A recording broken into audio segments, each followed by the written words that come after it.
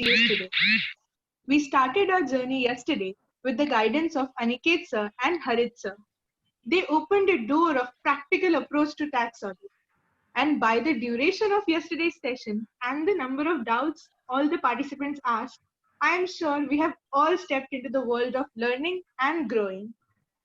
Ahmedabad branch of Vikasa has introduced this session to help all the students at this time of season. With the guidance of Chairman of Ahmedabad branch of ICAI, CA Fenil Shah sir, Vice Chairman of Ahmedabad branch of ICAI, CA Harit Dhariwal sir, and Chairperson of Ahmedabad branch of Vikasa, CA Anjali Choksi ma'am, I am sure knowledge is bound to be acquired. Now I would request Ahmedabad branch to play the ICI motto.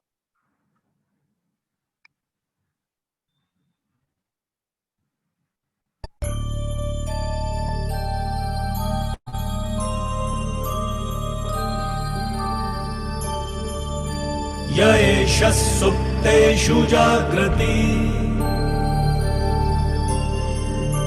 य एष सुप्तेषु जागृति कामं कामं कामं कामं पुरुषो निर्विमाणः निर्विमाणः तदेव शुक्रं तद्ब्रह्मा तद्ब्रह्मा तदेवामृतमुच्यते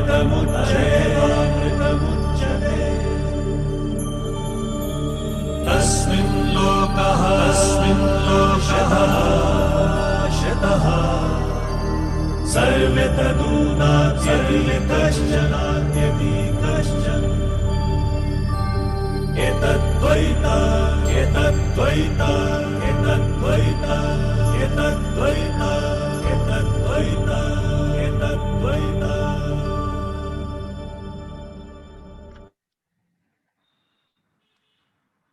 Now I would request our Honorable Chairman of Ahmedabad branch of ICAI, because of whom all these events are possible, CA Fenil Shah sir, to give us all a welcome address.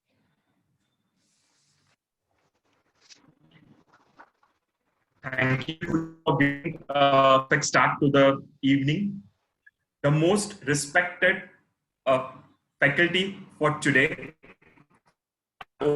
CA Palak Pavagari sir, CA Anjali Choksi, Chairperson of Vikasa in absentia, CA Harit Dhariwal, Vice Chairman of Ahmedabad branch, CA Bishan Shah, Secretary in absentia, Jay Prakash, Vice Chairman, Khushi Secretary, Akshat Treasurer, and other managing committee members, Divya Radhika, and all the dear students and the staff members of various CA members.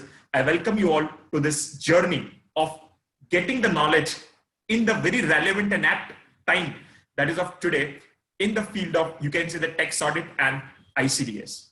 Friends, I'd like to thank Palak Pavagadi sir. You can say that he is almost a mentor of many, right? And I can proudly say that he is a mentor of mine. So thank you, sir, for accepting our invitation and coming today to guide all the students. And we can say that he's a perfect combination, that he teaches to students also, and whatever he teaches, he practices also the same. So this session is 100% going to be a very fruitful session. So thank you, Palak sir, for and gracing this occasion to guide the students on a very important topic for the need of time. Thank you very much, sir. My pleasure. Yes, sir. Friends, there is a quote that learning is more effective when it is active rather than a passive process. So yesterday we thought on a different perspective that this series is going to bridge the gap in what you learn in lectures and what you understand and implement in exam office. Similarly, friends, if you want to make this a very effective thing, I would suggest you two things today, which you can start from today's and from next session is have pre-reading and have post-reading. Pre-reading will always create a base, a background for you to receive the things in today's session. Let us say if you are not having that thorough knowledge about ICDS, which sir is going to discuss today. But if you have a short reading, I can also understand schedule of office. You cannot go for in-depth reading. But if you have a short reading of that, a pre-reading of that, whatever sir is going to guide you in the session, your receptibility of the same will increase to a higher thing. And once the session ends, just 10 to 20 minutes reading, that is post-reading, will create a background for you to retain what you learned in this session for a time to come. So always, friends, if you try to implement these two things, that whenever from tomorrow you have a pre-reading of what is going to be discussed, and once the session ends, have a post-reading, this is 100% going to have a very effective impact on whatever is being taught to you in this particular sessions. And before we move on, friends, tomorrow morning, we are having a cycling event of Vikasa. As said, the registrations are closed because of good response.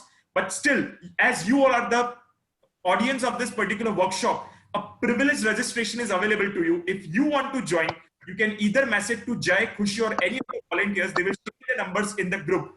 Then you can join in tomorrow morning's event. And also, friends, very, very important event nearest to my heart, Swadhyay, is tomorrow evening at 4 p.m. Friends, in this, I would request you all, this is again on the field of income tax, I would request you all to attend this particular Swadhyay series where Sanya will tomorrow address on section 44AB, right, which you also learned yesterday. She will address, she's a student, and under the mentorship of CA Jignesh Parikh, she is being trained and she will address you all. You can get few more insights and also you get motivated, and you can also present on next Sundays to come. And yes, friends, if you've yet not registered, please register on the link available so that you keep on continuing all the data. Also, I requested you that if you any type of query, anywhere you're stuck, then always connect us on the link. Again, you can see on the screen. We'll be happy to share. Yesterday, we started this initiative till today. Right, within a span of 24 hours, we received 80 queries, from which nearly 48 to 49 queries are already being solved. So please take the utmost benefit of this particular initiative of Ahmedabad branch. And also I told you yesterday in detail with plasma donation, keep that in mind. And anytime if you can help, be connected to us, because this is going to be a need of an hour. With this brief words, again, I thank you, Palak sir, and all for having been this in session, and I would request Khushi to take the session ahead. Thank you. Thank you so much, sir, for giving us this knowledge and giving us the tips on how to retain these knowledge as well. Now I would request the Vice Chairman of Ahmedabad branch of ICAI, CA Harit Dhariwal sir, to give us all a keynote address.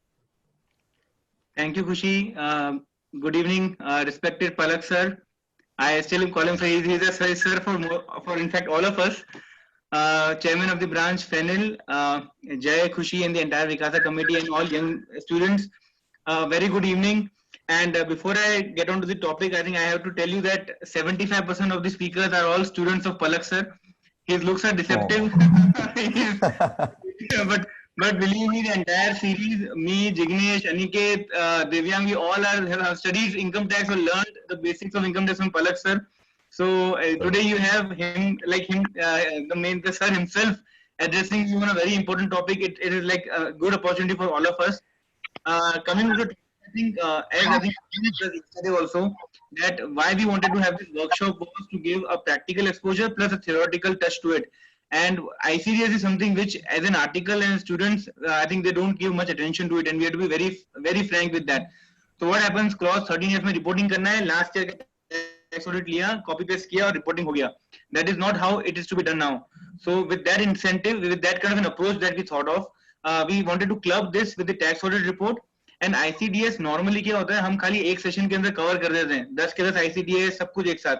Hence, we wanted a specific dedicated session on each specific ICDS. And today's session is basically, will be giving an introduction of what is ICDS. And then there are 3 ICDS, that is on accounting policies, inventories, and fixed assets, which will be covered by Palak sir. And tomorrow again, there's an ICDS session by Jignesh Parikh. So please give very importance to the ICDS. They are equally important. And a few things that today morning also I was talking to Palak sir is that people have a misconception that ICDS is something for for maintaining the books of accounts. It is only used for the computation of income. So this small thing that we have to take care. I am sure after Palak sir's session you all will be enlightened with it. And Palak sir, thank you so much in spite of your busy schedule. My pleasure. You agreed to come on and deliver a talk. And thank you so much, sir, again. And we look forward to having you again for the students as well. Thank you. And with this, Khushi, you can take the session forward. Thank you so much, sir.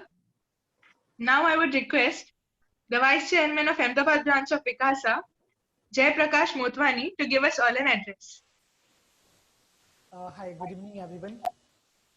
I appreciate the presence of Chairman Ahmedabad branch of ICI, Vice Chairman Ahmedabad branch of ICI, and also CA Palak Pavagadi, sir. Sir, let me tell you that I am one of your students. I have studied in under your guidance. So today, as everyone said, as Chairman said, as Vice Chairman said, that yesterday's session was very awesome, and today's session will be even more interesting, even more interactive. I believe that, and. What exactly many times what happens that we have already studied these provisions in our IPCC or final curriculum, but we don't know the practical aspects of this session. So what we expect, what ultimate expectation from the participants of this particular workshop is they come to learn what they were not able to learn till now, right? And being an extraordinary is what makes you a leader among others. If I give you a simple example, if we go to buy a simple mobile phone or a cell phone, what we expect two things. We expect basic things like battery life, the operating system. We expect that would be there. So कितना calling है, 4G calling enabled है या नहीं, camera enabled है या नहीं, front camera है कि नहीं, ये basic चीज है. But what attracts most to buy that particular cell phone is their extraordinary features.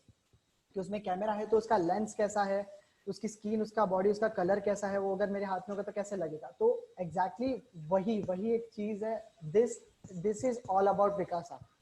विकासा is organising the programmes and events which makes you very well developed and very well grown as professionally and even personally. And as Panel sir has already addressed all of the programs, we are coming up with the Paramarsh how to series here. That in that particular series we'll be addressing the, like, being a chartered accountant student, what public expects from us. Like अगर हम भी कभी interview में जाते हैं, कभी articleship के लिए जाते हैं, तो ऐसा होता है इंटरव्यूअर को ये पता ही होता है कि इसको सब प्रोविजंस आते हैं, इसको सब कुछ ऑडिट के बारे में पता है, लॉ के बारे में पता है, बट वो एक ही चीज देखेंगे कि ये क्लाइंट के सामने हमें कैसे रिप्रेजेंट करेंगे. तो बस यही चीज है. और परामर्श एक ऐसी सीरीज है कि यहाँ अपने करिकुलम में हम रोज ऐसे क्वेश्चंस हमारे सामने आते हैं कि how to present something, how to draft a document, how to file a return. So Paramarsh is this series of episodes in which experts in that particular field will teach you how to do that things. So आप भी उसमें participate कर सकते हैं. एक cycling event है, वो कल 6:30 बजे है. So as Panel sir has already announced कि इस workshop के participants को already privilege मिल चुका है register करवाने का. So please register. आप मुझे कांटेक्ट कर सकते हैं, आप खुशी को कांटेक्ट कर सकते हैं. ब्रज है हमारा इवेंट कोऑर्डिनेटर उस प्रोग्राम के लिए, आप उसे कांटेक्ट कर सकते हैं. और आगे काफी सारे इवेंट्स और वर्कशॉप्स ऐसे आएंगे. We will be definitely updating you time to time. Thank you so much and thank you for being here to all the participants. Thank you so much. Thank you so much, Jay. Now it's time to introduce the one who is so lucky who got the chance to introduce CA Palak Pavagadi sir. So we were fighting on who will introduce you because it's such an honor. Now I would like to call. I was not allowed to do it, sir. I also wanted to, but I was not allowed. I also wanted to, but I couldn't. Oh. So now I would like to call the treasurer of Ahmedabad branch of Vikasa, Akshat Shah, to introduce CA Palak Pavagadi sir. Thank you, Khushi. Thank you for joining us today, CA Palak Pavagadi sir. वैसे ये चीज important है कि हमें कौन सिखा रहा है वो जानना बहुत इम्पोर्टेंट है. फिलहाल आपको तो सर सभी जानते हैं, तो फिर भी कुछ फॉर्मेलिटीज के लिए 2-4 लाइन है जहाँ पे हम लोग ऐसे बात करते हैं कि हमें सिर्फ इतना नॉलेज है, वहाँ पे सर की एक्सपर्टाइज है. So CA Palak Pavagadi sir is well known and expert in direct tax, audit and assurance, advisory and litigation support of India direct tax and international taxation. तो भाई ये तो हुई अभी एक्सपीरियंस की बात, और एक्सपीरियंस ऐसे तो आता नहीं है, कुछ उन्होंने किया है। तो वैसे देखा जाए तो एजुकेशनल अचीवमेंट ओहो बाबा बहुत है sir. He is a rank holder at ICI exam and LLB exam. ये तो छोड़ो, इन्होंने बीकॉम में भी कुछ नहीं छोड़ा है। Is a gold medallist in BCom exams too. Then शायद से जितनी हमारी एज होगी सर, 20 या 22 साल, उतना आपका एक्सपीरियंस है। So professional experience is a rich experience of 21 years in the field of audit, direct tax, and management consultancy. Consultancy, tax planning, and litigations in the field of tax, direct tax, including international taxation. And CA Palak Pawagadi, sir, is also visiting faculty at the CA coaching classes in Ahmedabad, and achievements in professional field. तो sir professional सब होते हैं, लेकिन उसमें भी achievement मतलब ओहो कुछ अलग ही बात है सर।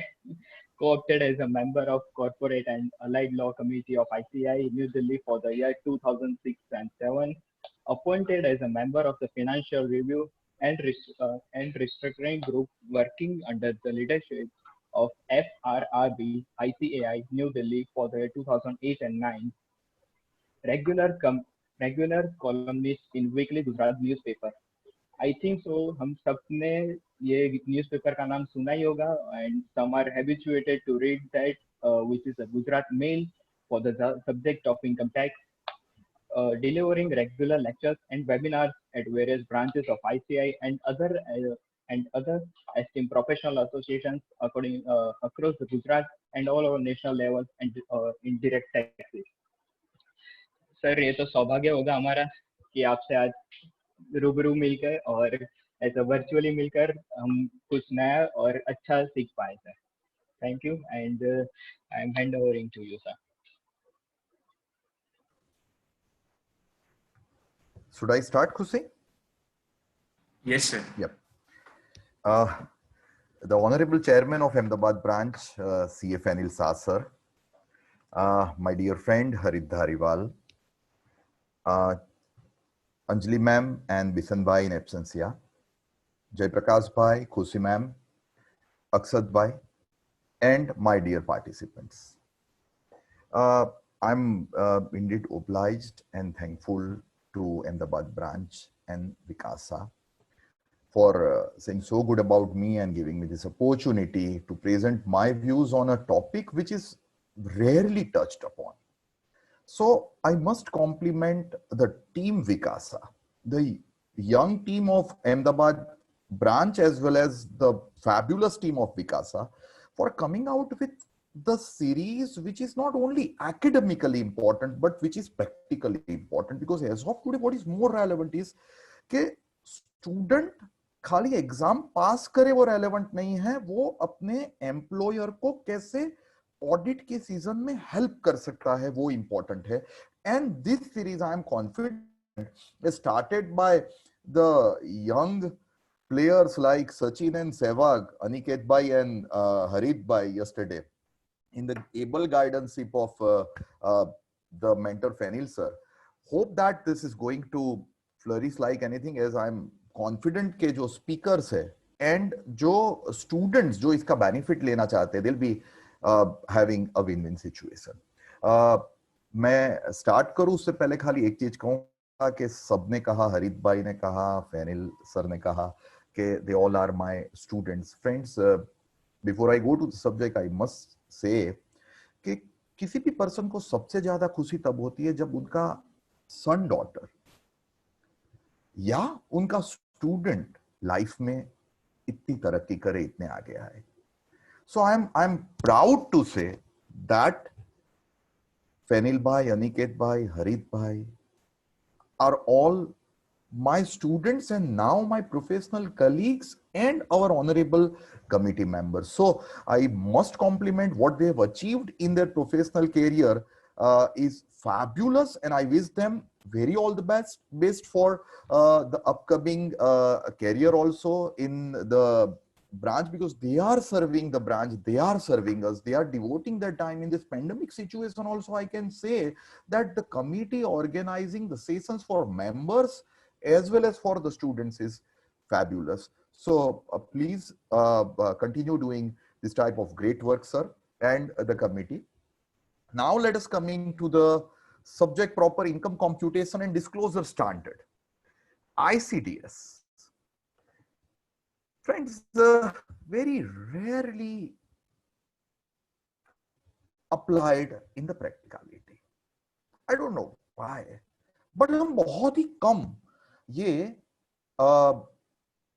ICDS हमारी प्रैक्टिकल लाइफ में अप्लाई कर रहे हैं. रीजन ऐसा है कि majority of us are not much aware about the subject proper, are not much aware about ये ICDS क्या है. फ्रेंड्स, मेरा टॉपिक जो है वो मैं 4 पार्ट में डिवाइड करके ले रहा हूं. Number 1, basics of ICDS and applicability.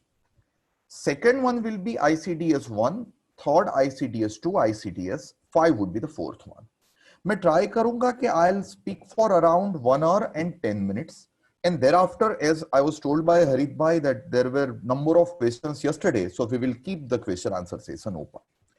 सी अगर हम ICDS का ओरिजिन देखें, मैं स्टार्ट करूं उससे पहले मैं एक चीज क्लियर कर दूं कि ये आपके अकाउंटिंग स्टैंडर्ड नहीं है. Accounting standard is thoroughly different. वो अकाउंटेंसी के लिए, बुक प्रिपरेशन के लिए है. फाइनल सीए के न्यू सिलेबस के स्टूडेंट्स बोलेंगे इंड ASNO, ये इंड AS भी नहीं है. भाई इतनी हाई फाई बात मैं नहीं करता हूं. मेरी सिंपल बात है, income, word important is income computation and disclosure standard. The name itself suggest कि ये टैक्सेबल इनकम कंप्यूट करने के लिए एप्लीकेबल है, अकाउंट प्रिपरेशन के लिए एप्लीकेबल नहीं है. इसका बहुत बड़ा इंप्लीकेशन आएगा. Will be examining, but this is for computation of your taxable income. If there is any variation from accountancy and the ICDS, then we have to compute income as per ICDS. We will be understanding.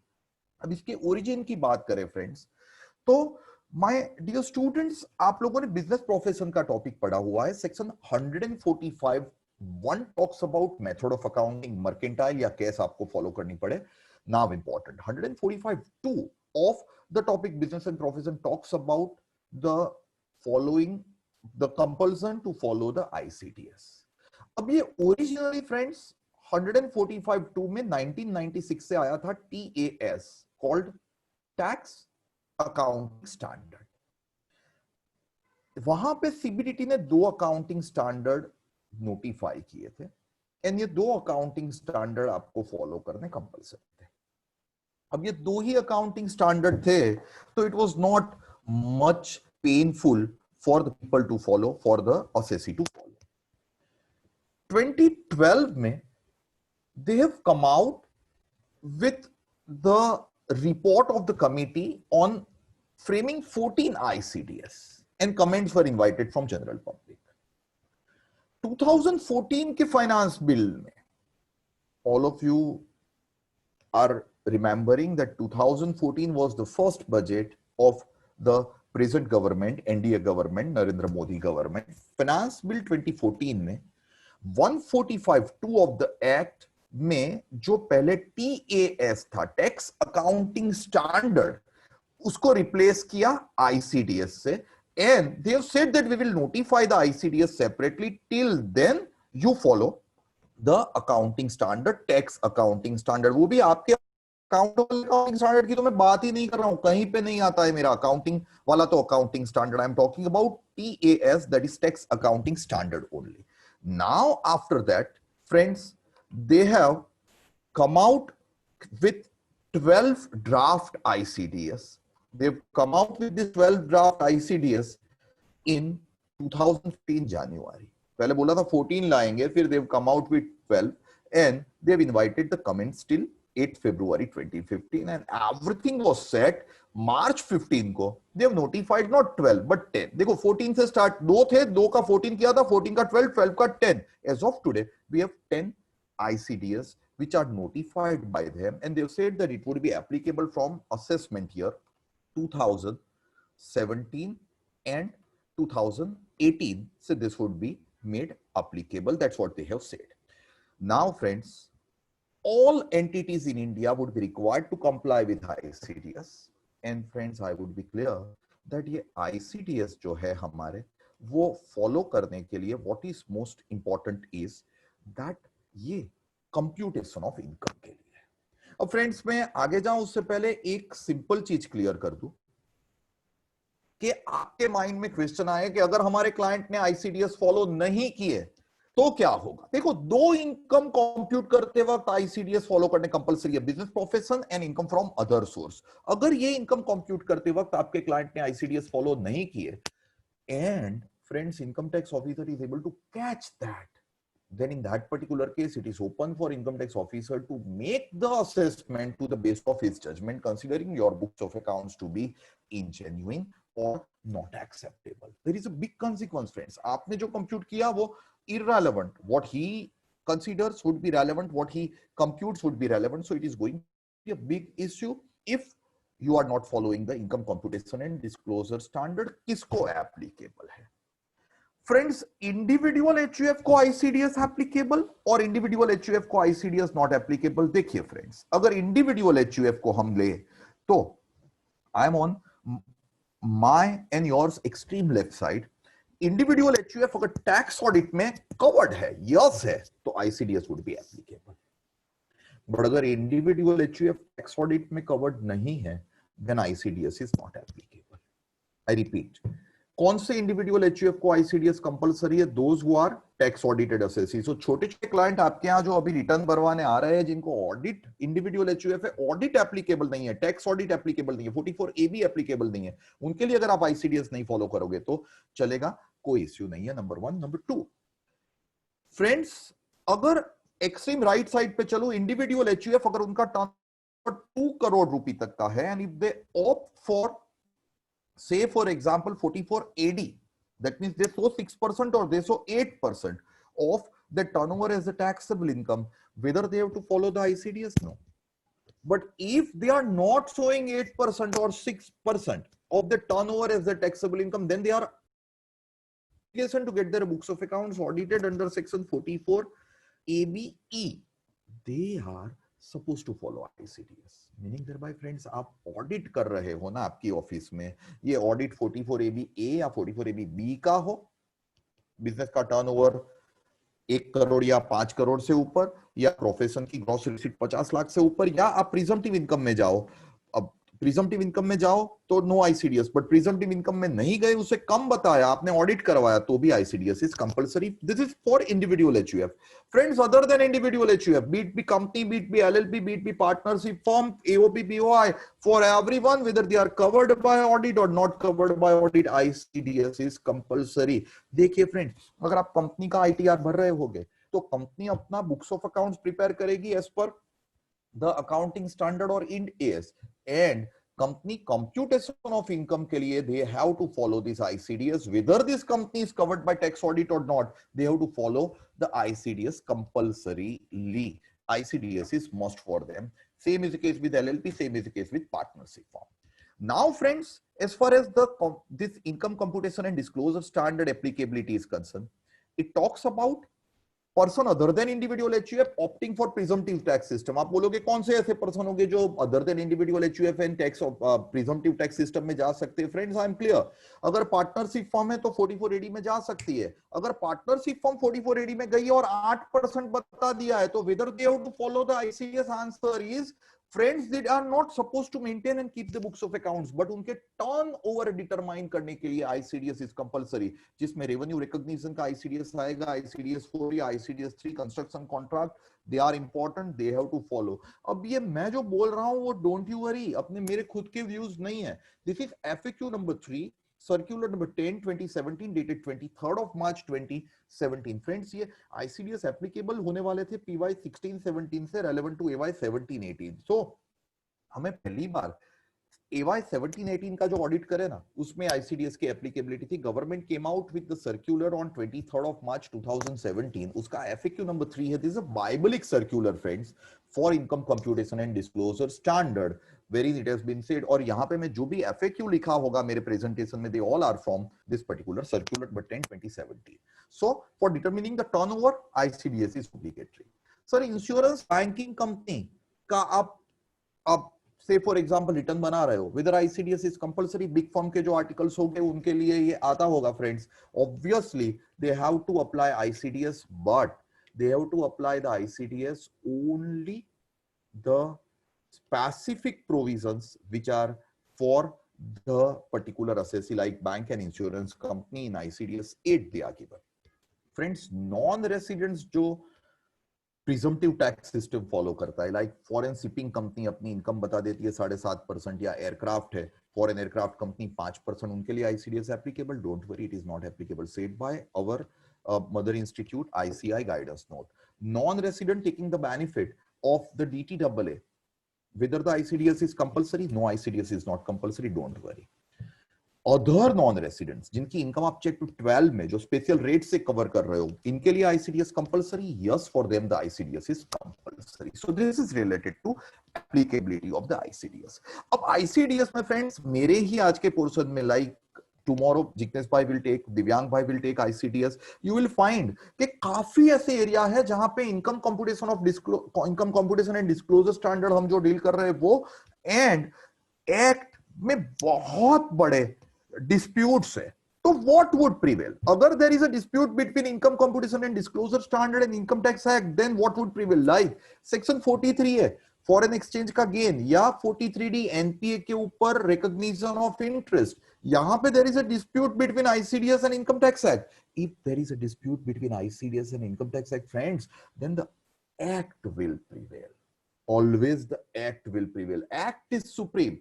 My ICDS is a small part of the Income Tax Act, so act will prevail. At the same time, if there is some dispute between income tax rules and income computation and disclosure standard, then there was a confusion. What would prevail? FAQ number 4 of this particular circular 10/2017 says it would rule which would prevail and not the ICDS. So act or rule prevail over ICDS. अच्छा, दूसरा, department का कोई circular था या department की कोई press release थी, वो प्रेस रिलीज और आईसीडीएस में कॉन्फ्लिक्ट है, then what would prevail? Circular तो डिपार्टमेंट फ्रेंड्स आप अभी देखते हो कि इतने सारे सर्कुलर आते हैं ना कि ना पूछो बात. In lighter note, if I say it is 3rd October, actually friends 30 सितंबर तक जनरली स्क्रूटिनी की नोटिस आ सकती है. तो 27-28 सितंबर को, in spite I am in the practice of direct taxes और teaching the subject direct tax, friends I was asking my office colleague कि मैडम इस बार पोर्टल पे स्क्रूटिनी क्यों नहीं बता रहा है? एक भी क्लाइंट को स्क्रूटिनी की नोटिस ही नहीं आई है. कोविड-19 की वजह से ये लोग स्क्रूटिनी की नोटिस नहीं इश्यू करेंगे और what? I was told by my colleague कि सर एक्सटेंशन आ गया है ना. तो किसमें एक्सटेंशन आया? 143(2) में तो कोई एक्सटेंशन नहीं है, कहीं पे कोई एक्सटेंशन का रेफरेंस नहीं है. बोले कि सर सर्कुलर आया था ना निर्मला सीतारामन जी ने, उससे extension. Friends, I tell you, इतने सारे सर्कुलर ये कोविड की वजह से आए हैं कि it is quite difficult to remember each and every circular. But I tell you, in the practice it is necessary to have a compilation and remember. But अगर there is conflict between circular और press release and ICDS, definitely the ICDS will have the supreme role to play. ICDS will prevail. Same way, अगर court decision थे और court decision के सामने there is some ICDS, like there were old judgments friends of I would say there was a judgment related to interest on the loan taken prior to the start of the project. Now Bokaro steel करके judgment था, whether there if there is conflict between court judgment and ICDS, what would prevail? Friends, remember, if court has interpreted some specific provision of the act, even if ICDS is saying something adverse to the court judgment and court judgment has interpreted the provision of the act itself, it is the act which is interpreted by court, so ICDS would not override.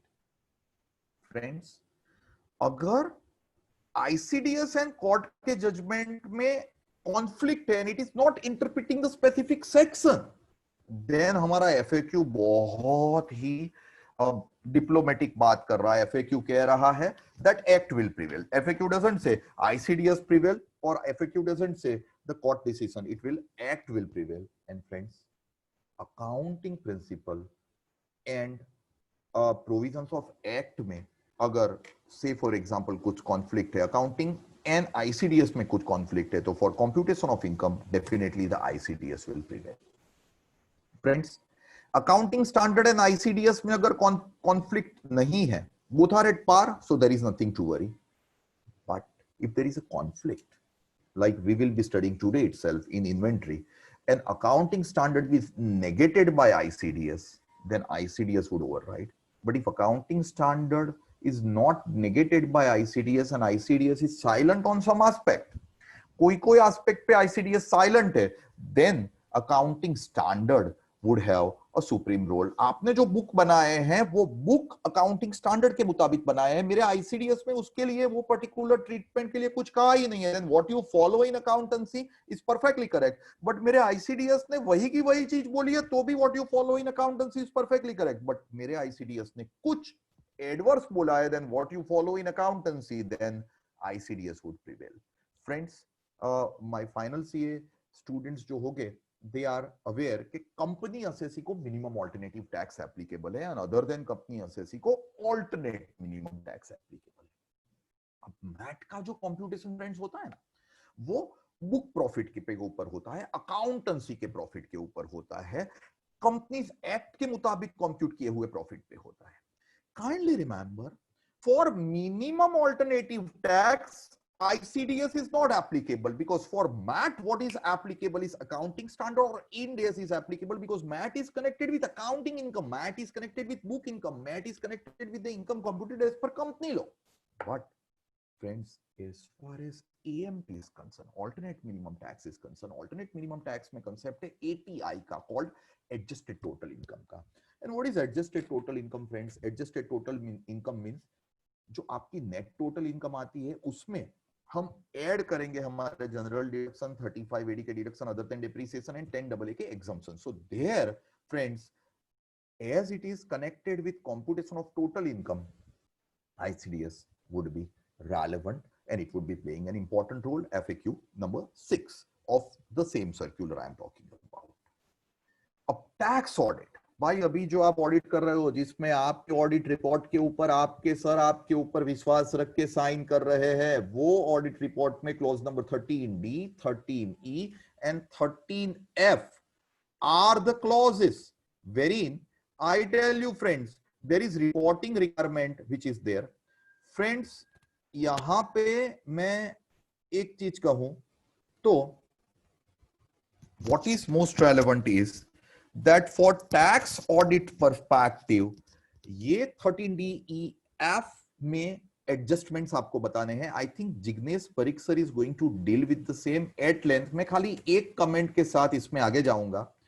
Friends, ये जो मेरा 13DEF है tax audit में reporting, उसके लिए what is relevant is कि आप जो भी रिपोर्ट कर रहे हो उसका increase decrease in your income, net effect, and there is a disclosure requirement for different accounting standard. I very well remember friends कि आईसीडीएस जब नया है ना, 13F का डिस्क्लोजर है, ये at length Jignesh sir deal करेंगे। मैं थोड़ा बीच में लाइटर नोट में कुछ ना कुछ कहता रहूंगा, थोड़े प्रैक्टिकल इश्यूज होते हैं वो शेयर करता रहूंगा, so that it would be interesting one.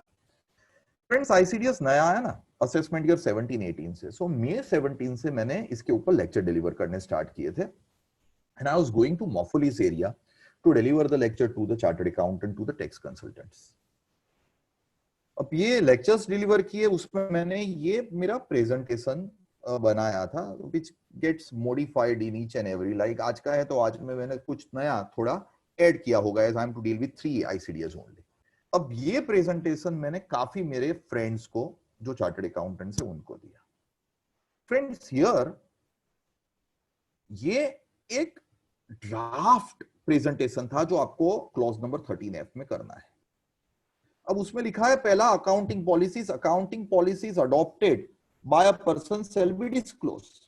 और जिसमें मैंने लिखा है please refer to other notes to financial statement, अब मैंने ये चेंज कर दिया, please refer to other notes to financial statement. उस टाइम मैंने लिखा था please refer to note number ABCD of the financial statement. मैंने मेरे काफी सारे फ्रेंड्स को भेजा था, उसमें से एक फ्रेंड ने अपना जो ऑडिट रिपोर्ट दिया उसमें मैंने जो नोट के नंबर लिखे थे ना, वही के वही नंबर उन्होंने कॉपी पेस्ट किए थे। In spite the note which was talking about the accounting policy was totally different. I called him up कि भाई ये तेरा जो ऑडिट रिपोर्ट है, we do some work jointly wherein he does the work and we are filing the return. So मैंने कहा कि भाई तू जो मुझे ऑडिट रिपोर्ट तूने भेजा है साइन करके, उसमें तूने जो नोट्स के नंबरिंग की है वो गलत है, तो क्या मेरे गलत नहीं है, तेरे गलत है। अरे मैंने कहा मेरे कैसे गलत हुए, तो क्या तूने जो भेजा था वही मैंने लिखा हुआ है। आई सेड फाइन, बट ये मैंने जो भेजा था वो एक सिंपल एक आपके रेफरेंस के लिए था, बाकी नंबर तो definitely you have to change.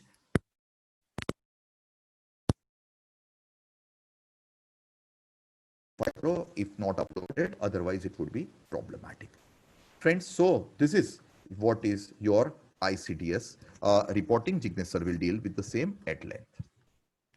I think kuch if any office bearer is there, Khushi or Akshat bhai or Jaiprakash bhai, if there is some problem with the audio of my No, sir. there are some messages in the chat box that there are some problem in the audio. Is it okay? Shall we go ahead? Yes, sir. I would request those participants to leave and join again. Okay. I think no problem from my side. Now, Khushi, shall I continue? Yes, please. Yeah. Okay. So these are your the income computation and disclosure standards. Now see friends, we have comparison of ICDS with equivalent AS accounting standard and equivalent Ind AS. भाई Ind AS मुझे नहीं आता है, मैं honestly admit करूंगा, इतना अच्छा accounting standard आते हैं, बट मुझे कवर अप जो करना है वो ICDS है। मेरे ICDS जो है वो ICDS 1 है, accounting policy which is equivalent accounting standard 1 and equivalent Ind AS 1 and 8. ICDS 2 valuation of inventory, AS 2 and Ind AS also 2, and I am to deal with tangible fixed asset which is ICDS 5 accounting standard number 10 and Ind AS number 16 we are supposed to deal with. Now friends, as far as our ICDS are concerned, let me begin with the first ICDS of mine, and that is accounting policies. Friends, as I have said earlier also, ये ICDS applicable है business income as well as other source income के computation के लिए। HP salary as well as the capital gain may not be computed as per ICDS, it would do. This first income computation and disclosure standard says that fundamental accounting assumptions are 3, जो आपके accounting standard में भी यही 3 है: going concern, consistency and accrual. The entity is assumed to be going concern for a foreseeable future, and it is neither the intention nor the necessity to close down is going concern. Consistency means the policies followed by the entity is consistently followed. And third, accrual principle, you are recording the accounting entry on accrual basis. If these fundamental accounting assumptions are followed, you don't have to do anything. But if these fundamental accounting assumptions are not followed, then in that particular case, friends, remember, it needs to be disclosed as per ICDS. कहां पे disclose करोगे? आपके 3CD के clause number 13F में you have to disclose compulsorily. So what is to be disclosed? If this is followed, not to be disclosed. If it is not followed, then only the disclosure is compulsory. Second, accounting policies are presenting true and fair view of the state of affairs of the business profession or vocational income. In ICDS, the substance will prevail over the legal form. Now you may have a question, what is substance, what is legal form? एक simple illustration से friends. मैंने एक property मेरी से मैंने एक office purchase की। ये ऑफिस परचेस करने के लिए मेरा एग्रीमेंट टू सेल हो गया है। 50 लाख की ऑफिस है, मैंने मान लीजिए फ्रेंड्स के 21 लाख रुपए दे दिए। और ये ऑफिस का बिल्डर ने मुझे पोजीशन दे दिया, रजिस्टर्ड बानाखत हो गया, रजिस्टर्ड एग्रीमेंट टू सेल हो गया with position. Now legal title अभी भी बिल्डर के पास ही है, legal title remains with the builder. Office मेरे नाम पे ट्रांसफर कब होगी? जब सेल डीड होगा। But in legal form I am not the owner, but in substance I am considered to be the owner. And friends, in substance as I am the owner, I would be able to get the depreciation on the same. ICDS also recognizes the same thing. जो हमारे judgements है friends, उसमें legal form prevail होगा, ऐसा आजादी बचाओ आंदोलन या वोडाफोन के केस में कहा है। many students are eager to know कि ये वोडाफोन अभी कहा, वोडाफोन के केस में that Vodafone is not liable for any tax in India if the amendment has been made retrospectively applicable. Vodafone is a fantastic planning, friends, they have done through Cayman Island of Mauritius. उन्होंने हचीसन ने एक company establish की थी Mauritius के Cayman island में। Mauritius is a tax haven, and ये Hutchison के पास ये मॉरिशियस की कंपनी के शेयर्स थे, मॉरिशियस की कंपनी के पास इंडियन वोडाफोन कंपनी के shares, I mean Indian Hutchison Essar group के शेयर्स थे। अब ये हचीसन को अपना होल्डिंग इंडियन कंपनी में बेचना था। अगर Hutchison company which is outside India sales of their share in an Indian company, then income accrue in India, they are liable to pay the tax. Now remember what Hutchison did was they did not sell off the shares in Indian company, they sold off the shares in Mauritius company. So Hutchison और Netherland में इस company ने Mauritius की company के shares Hong Kong की company Vodafone को बेच दिए। And in that case the question arose whether income should be liable to be taxed in India or not. Assessee ने कहा नो, कहां पे टैक्सेशन? ना तो असेसी इंडियन है, assessee is non resident, nor the income accrues in India because what we are transferring the shares of a foreign company transferred by one foreigner to another foreigner. आप कहां से आ गए India वाले tax लेने के लिए? You are not subjected to collect the tax. Department said the substance is to transfer the ownership of this Hutchison SR Indian company only, and hence you would be liable for tax. Matter went up and up to Honorable Supreme Court. Supreme Court gave, the Bombay High Court said substance will follow. Supreme Court said legal form will follow, not liable for tax. And उसके बाद department ने 2012 में P Chidambaram साहब ने amendment कर दिया कि if the intention is to transfer the ownership of Indian company that would be liable for tax. अभी जो वोडाफोन का फ्रेंड्स जजमेंट आया ना, आपके नॉलेज पर्पस के लिए बोलूं तो वो ऐसा आया कि 2012 में जो अमेंडमेंट आया है वोडाफोन का केस उसके पहले का है, सुप्रीम कोर्ट ने उसके पहले डिसाइड किया हुआ है। क्या ये वोडाफोन के केस में ये अमेंडमेंट जो हुआ वो एप्लीकेबल होगा even if the amendment is made retrospective? Said very recently no, Vodafone is not liable to pay any tax, their legal form will prevail. But friends, McDowell या Manipal health care system ने कहा है what will prevail is substance. Now see, listen, why I have picked this up. I have picked this up, the reason being, friends, there is a conflict between the court judgment, because some court judgment says legal form will prevail, ICDS says substance will prevail. What will prevail, friends? It is a substance which would prevail while computing the income. So even if your judgments are saying negative, sub judgments are saying legal form, while computing the income follow the substance as per ICDS. दूसरा महत्व का मुद्दा जो I know that it would be pretty alarming for all of you and maybe shocked. This is something new I am talking. Friends, same provision is applicable. Sorry, mark to market or an I would say expected loss not to be recognized unless recognition of the same is as per some other ICDS. भाई हमको तो account में सिखाया है कि दूर दूर तक का लॉस दिखाई देना, बहुत दूर तक का, तो भी कंजर्वेटिव बनो और ये लॉस को आप क्या करो, रिकॉर्ड करो। You have to record the loss and you are suppose to, friends, you are supposed to book the loss, you are supposed to provide for the loss in your books of accounts.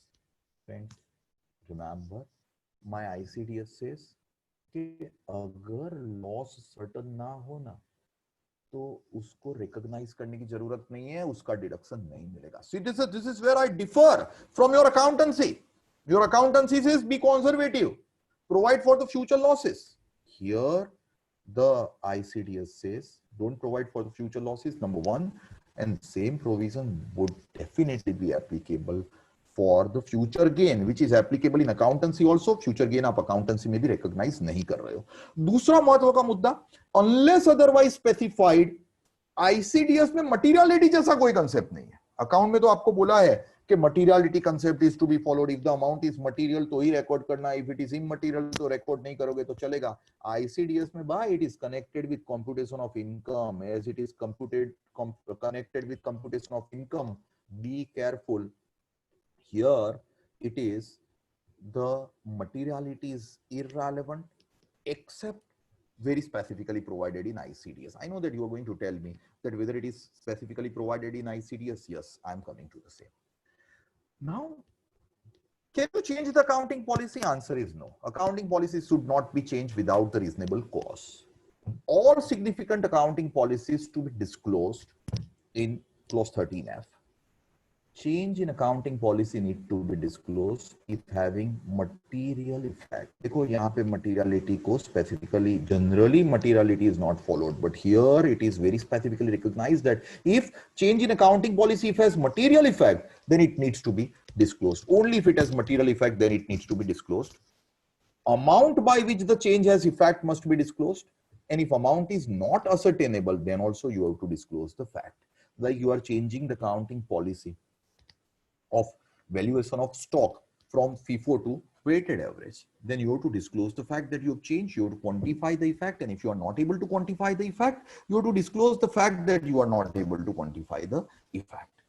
अब अगर material ये accounting policy change करने से current year में कोई material impact नहीं है, but it would have material impact in the subsequent year, then this fact needs to be disclosed in the PY in which you have changed the accounting policy as well as the subsequent year in which the change has material effect.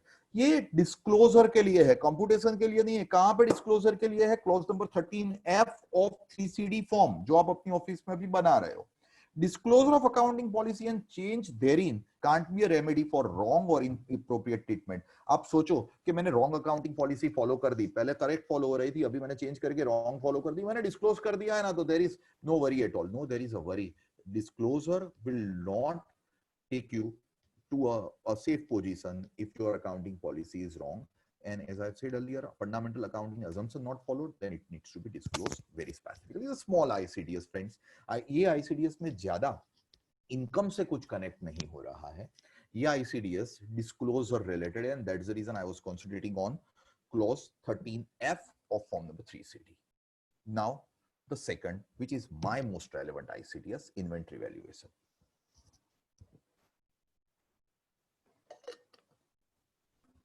With inventory valuation, again, as I've said generally, the ICDS is applicable to business income as well as income from other source. This is applicable for valuation of inventory, except certain inventories which are specifically excluded, like construction contract. There is ICDS 3 for the same, so usko exclude karo. WIP if dealt by some other ICDS, say for example 2 कुछ बोल रहा है WIP के लिए, या 3 बोल रहा है, sorry 4 बोल रहा है या 3 बोल रहा है, then it should be dealt separately. Shares, debentures or other financial instrument के लिए there is a specific ICDS, so I am not covering that. Livestock, agricultural, forest product, mineral oil, ores and gases to the extent measured at NRV, वहां पे ICDS की कोई जरूरत नहीं है. And machinery spares के लिए definitely this ICDS is not applicable. Other than that, for inventory this would be applicable. Like आपका कोई client trading concern में है, तो ये trading concern के लिए this ICDS will be applicable. अगर आपका कोई client say for example manufacturer है, then for manufacturing concern other than the agricultural or forest produce, the ICDS will be applicable. Now, ICDS itself defines the inventory. Inventory को ICDS ने define किया है as the asset which is held for sale in the ordinary course of business. You are keeping it for the purpose of realizing it immediately. You are keeping it for the purpose of sale is called your inventory. Or you've kept it for the purpose of using it for the process of production. Then also it would be your inventory, like raw material, like semi-finished goods. Or it is in the form of material or supplies, as I've said, to be consumed in the production process or in rendering of services. Then also it would be termed as the inventory. आप बोलोगे कि sir ये rendering of services कुछ समझ में नहीं आया. I'll clarify. Material समझ में आया, production समझ में आया, trading समझ में आया. ये inventory rendering of services में, say for example, friends, you have a client which is hospital, and this hospital has got, say for example, it's a heart hospital. They have stents available for the heart surgeries. Then hospital is said to be providing the service, but these stents which are available with the hospital, or say ortho hospital hai, so certain parts which are available with them is necessary for the purpose of the surgery. So they are also considered to be inventory, and this inventory, be it be trader, manufacturer, or as I have explained in service sector, is to be valued as per the general principle of prudence. Here prudence is followed as per the general principle which says at cost or NRV, whichever is less. At cost or net realizable value, whichever is less. दो important मुद्दे यहाँ पे समझने हैं, cost and net realizable value. अब देखिए भाई, दो पार्ट में मैं डिवाइड करके ये ICDS को कवर करूं तो कॉस्ट में मुझे पहले लेना है कॉस्ट ऑफ इन्वेंट्री, दूसरा है कॉस्ट फॉर्मूला, तीसरा है कॉस्ट टेक्निक, एंड एनआरवी का एक सेपरेट पार्ट है. So let us first concentrate on how this cost is determined. मैं एक चीज क्लियर कर दूं फ्रेंड्स, मैं जो भी बोल रहा हूं वो शायद नया लगे, बट डोंट वरी, अपना होम प्रोडक्शन कुछ नहीं है. This is from the income computation disclosure standard issued by the central government only. Cost of inventory. Now what would be the part of cost? Inventory cost will be inclusive of tax, cess, duty, and no SANVAT, no ITC. आपकी language में बोले तो input tax credit. Something awkward. मैं 100 रुपए में goods purchase किए, जिसके ऊपर 12% का मैंने जीएसटी भरा है. Now this 12% I am going to get ITC, but still my cost of inventory will be 112 only. 100 plus 12. Be careful. This is something different from your accounting standard, yeah, 145A, but this is my ICDS. Number one. Number two, it should be inclusive of freight inward. So आपने 112 रुपए में inventory purchase की, यहां पे लाने का खर्चा हुआ 5 रुपया, तो 117. अब ये एक्सक्लूसिव ऑफ ट्रेड डिस्काउंट और रिबेट. आपको अगर कुछ ट्रेड डिस्काउंट दिया है, रिबेट दिया है for the purpose of purchase, then they are all excluded for the purpose of computing the cost of inventory. Now, ये इन्वेंट्री आपके आई, ये इन्वेंट्री के ऊपर कुछ लेबर चार्जेस इनकर करके आपने इसको से फॉर एग्जांपल थोड़ा मॉडिफाई किया, including those who are supervisor in your factory, including other overhead attributable, they are all added to the cost of inventory. Now अगर आपने, अच्छा मान लीजिए कि आपने इन्वेंट्री को कहीं पे स्टोर किया हुआ है, तो वो जो स्टोर आपने किया हुआ है इन्वेंट्री को पर्टिकुलर वेयरहाउस पे, तो वो वेयरहाउस रिलेटेड खर्चा, उनके सुपरवाइजर का खर्चा, वॉचमैन का खर्चा, yes, can be added to the cost of inventory. Number one. Number two, now when this inventory is converted into the semi finished goods और finished goods, the production overhead which are variable और fixed to be added to the cost of inventory. कैसे add होगा ना, that is what is very important. But friends, at the same time, you have to add any cost incurred for the purpose of bringing the inventory to the present location. अब यार ये मैं जो highlight कर रहा हूं, उसमें मैंने एक चीज ली, ओवरहेड्स. उसमें मैंने वेरिएबल ओवरहेड बोला, फिक्स्ड ओवरहेड बोला. फिक्स्ड ओवरहेड कैसे ऐड करेंगे? लाइक फैक्ट्री है, फैक्ट्री मैंने रेंट पे ली हुई, ये मेरा रेंट है 1 लाख रुपए पर एनम मान लीजिए. अब ये 1 लाख रुपए पर एनम का मेरा रेंट है, तो ये 1 लाख रुपए is going to remain constant. whether I am able to produce 1000 unit or I am able to produce 5000 unit. How to allocate this 1 lakh rupee fixed overhead over the inventory cost for converting the same from the raw material to the finished goods? Friends, the allocation has to be done on the basis of normal capacity of the production facility. मैं समझाऊं what do I mean? Friends, if it is, say for example, I'm expecting कि मैं 1000 unit manufacture कर पाऊंगा, then 1 lakh divided by 1000, 100 rupee would be my normal capacity of the production facility. So that is to be my cost allocation. Friends, remember, then important is actual production capacity is used when it is approximate to the normal capacity. Friends, अगर मान लीजिए कि आपने 1000 unit expect किए थे produce हो गए और आप प्रोड्यूस कर पाए खाली 700 unit, then amount is not to be increased by low production और द आइडल प्लांट. तो आप बोलोगे कि सर इन्वेंट्री की कॉस्ट में तो हमने 100 रुपी पर यूनिट ही लिए, कैसे 100 आए थे? 1 लाख रुपए का रेंट डिवाइडेड बाय 1000 नॉर्मल मेरी कैपेसिटी मैंने एस्टिमेट की, सो 100 रुपी पर यूनिट आए. अब मैंने 700 यूनिट ही मैन्युफैक्चर किए तो मैं 700 का ही मल्टीप्लाइड बाय 100 करके 70,000 का ही फिक्स्ड ओवरहेड अलोकेट कर रहा हूं. रिमेनिंग 30 का क्या करोगे? रिमेनिंग 30 अनअलोकेटेड ओवरहेड कहेंगे, recognised as expenditure in the period in which it is incurred. So that would not have any effect in your inventory. That would be allowable expenditure. And उल्टा हो गया friends, 1000 की जगह 2000 unit manufacture कर लिए. Pharma sector है बहुत solid चल रहा है, अभी 1000 की जगह 2000 यूनिट आपने मैन्युफैक्चर कर ली है, एप नॉर्मली हाई प्रोडक्शन हुआ, then fixed overhead are allocated to each unit is decreased so that inventory not measured above the cost. because वहां पे अगर मान लीजिए कि 1 लाख का 1000 यूनिट था और 2000 यूनिट आपने मैन्युफैक्चर कर ली और आप से 100 रुपए पर यूनिट का अलोकेशन करके मेजर कर रहे हो, then I afraid it inventory would not be showing the correct picture and current year की क्लोजिंग इन्वेंटरी बढ़ जाएगी तो ऑब्वियसली आपका प्रॉफिट बढ़ जाएगा. नेक्स्ट ईयर का क्लोज, करंट ईयर का क्लोजिंग नेक्स्ट ईयर का ओपनिंग बनेगा, आपका प्रॉफिट डाउन हो जाएगा. Things will be problematic and hence friends we there ICDS says that if it is abnormally high, then divide it on the basis of that abnormal high overhead and find out the valuation or a portion of the fixed overhead on the basis of 2000 unit in our illustration. Variable overhead are assigned to each unit of production on the basis of actual use of the production facility only. So variable is general a portion. Now, from this inventory cost, immaterial amount of sale of scrap or byproduct or scrap or wastage should be excluded. Abnormal waste or material should also be excluded. Storage cost except necessary for production.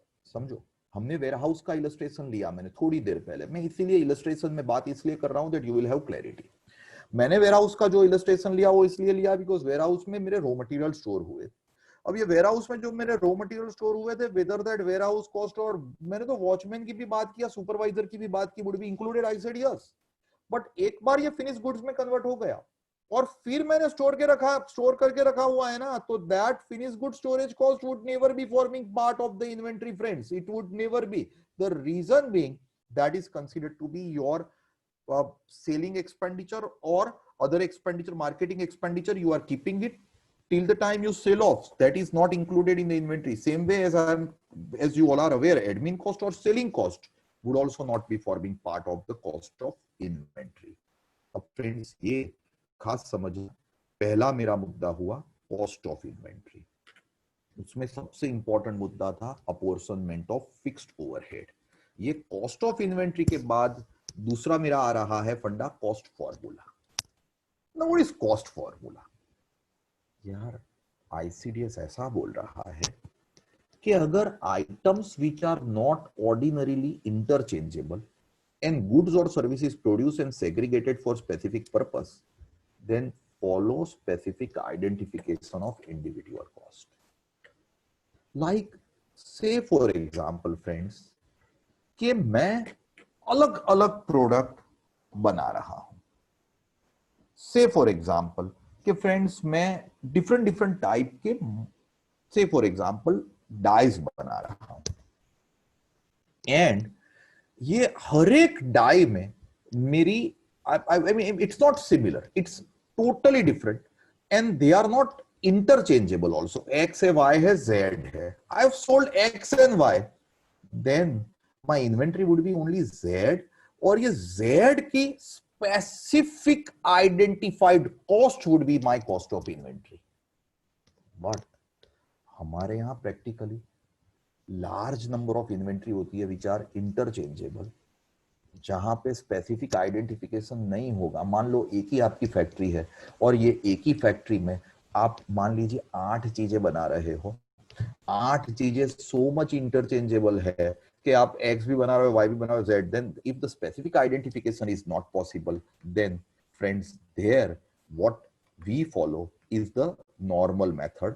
Friends what we follow is on the basis of the specific identification nahi, but it is on the basis of the weighted average formula or the FIFO method which is to be followed. Sir समझिए, अगर specific identification है तो we don't have to follow FIFO or weighted average because you know कि यही पड़ा XYZ में Z ही पड़ा हुआ है मेरे पास. But you are manufacturing, say for example, number of mobiles of the similar type.